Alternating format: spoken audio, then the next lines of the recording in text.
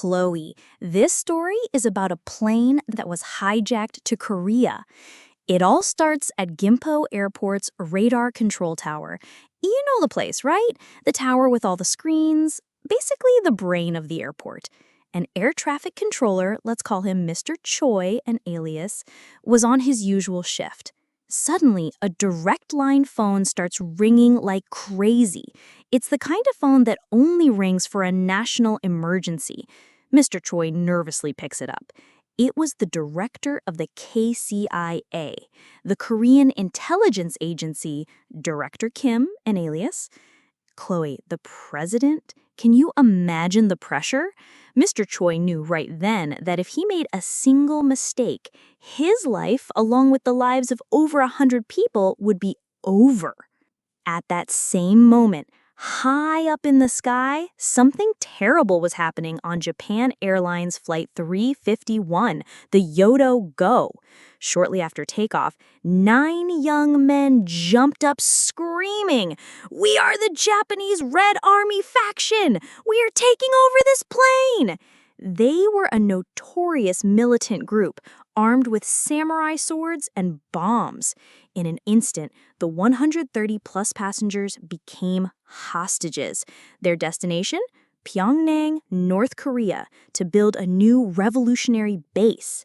But the plane's pilot, Captain Ishida, an alias, was a real pro, a veteran with over 10,000 hours of flight time. He calmly started to play a trick on the hijackers. He said, "This is a domestic flight. We don't have enough fuel to make it to Pyongyang. We'll crash unless we refuel." It was a lie. He had plenty of fuel. His plan was to land in Fukuoka, Japan, to buy time. The plane landed in Fukuoka, but the Japanese government hesitated. In the end, the plane took off again. The pilot was out of options.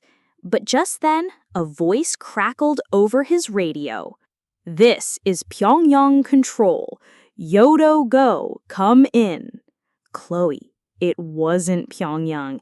It was Mr. Choi at Gimpo Airport. The South Korean government had started an insane gamble to save the hostages. Disguise Gimpo Airport as Pyongyang Airport. Controller Choi started communicating with the Yodo Go, faking a North Korean accent. He imitated a North Korean accent saying, "Comrade, do not worry, you will be landing shortly." Cold sweat was dripping down his back. One wrong word, and it was all over. Meanwhile, the airport below was in chaos. The South Korean flag was taken down and replaced with North Korean flags. Soldiers changed into North Korean-style uniforms. They even put up banners that said, "Welcome to Pyongyang." Finally, the Yodo Go landed, but the Red Army faction leader noticed something was off. He looked out the window and yelled, "What is that? Why is there a Northwest Airlines at this airport?" The deception was exposed. A terrifying 3-day standoff began. The Red Army faction demanded they be allowed to fly to North Korea, threatening to blow up the plane. They even demanded the ground crew bring them a picture of Premier Kim Il-sung to prove they were in Pyongyang. On the third morning, a man arrived from Japan, the Japanese Vice Minister of Transport, Shinjiro Yamamura, an alias.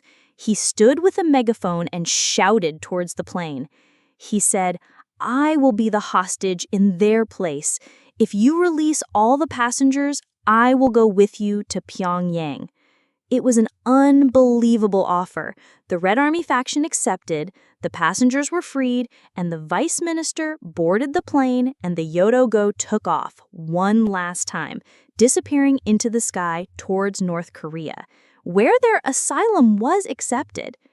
The incident was over, but for Controller Choi, the story was just beginning. 3 days later, he got an order from the top. Never speak a word of the Yodo Go incident for the rest of your life. He was the hero who saved 138 lives, but he got no credit, no reward. He said he didn't even tell his own wife the story until he was 63 years old.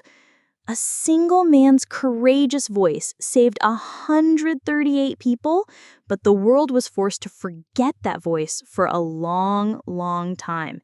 It's an amazing but such a bittersweet story, isn't it?